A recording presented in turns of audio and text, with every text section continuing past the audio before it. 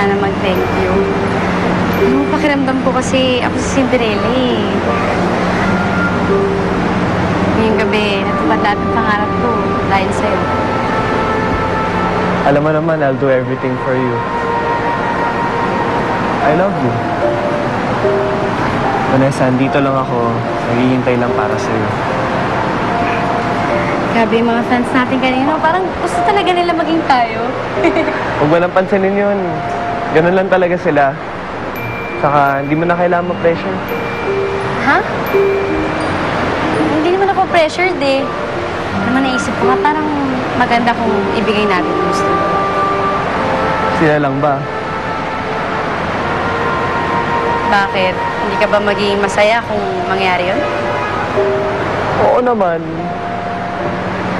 Eh, ikaw? Teka, so, ibig sabihin, sinasagot mo na ako? Para masaya na tayong lahat.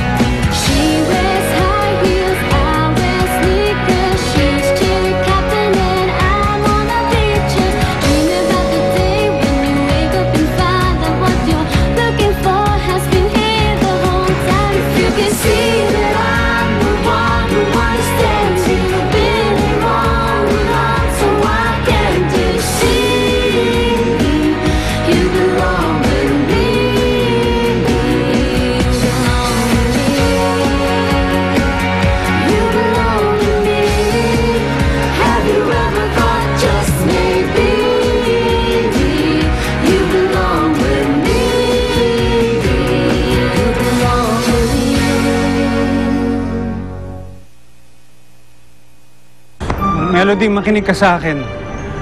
Gusto kitang pakasalan. Gustong gusto. Wala akong ibang gusto kundi maging asawa mo. Nagka-problema lang ako.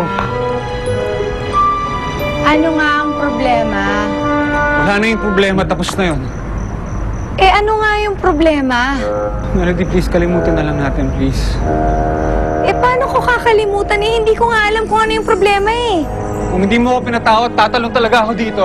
Martin, please, please, please. Huwag kang tatalon, please. Melody, mahal kita. Mahal na mahal kita. Wala akong ibang gustong babae kundi ikaw. Please, patawarin mo na ako. Hindi na mauulit. Please, Melody, please. Ito na naman po kami. Lord, alam mo naman na hindi ko kayang tanggihan ang mga matang yan. Bumaba ka na nga dyan, baka mahulog ka pa eh. Sige na. Okay na. Patawad kita. Talaga? Oo, okay.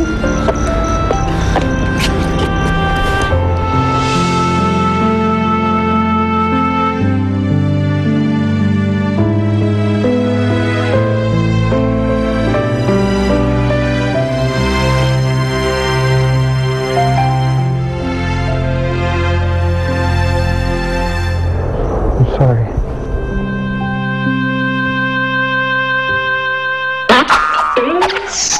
Pwede bang bigyan mo pa ako ng isang invitation? Meron lang kasing mga tao na gusto ko nandun sa kasal ko. Sino naman yan? Superstar? Hindi. Megastar? Hindi. Star for all seasons? Hindi! Nay, paano ka nagkaroon ng imbitasyon na to? Text promo! Sweet-sweet nga nung dalawa, no? Hindi mo mahalata na nag-away sila. Ewan ko ba naman dito kay Martin? Sana inisip mo yun bago pinagtaksilan si Melody. Nga ang puso niya, pero nasa akin naman ang katawan niya. Hindi ako papayag na lokohin si Melody. Akin na si Martin.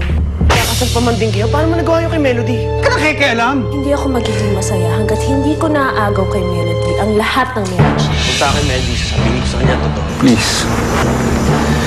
Mahal na mahal ko si Melody. Sana inisip mo yun bago mo pinagdiksalin si Melody.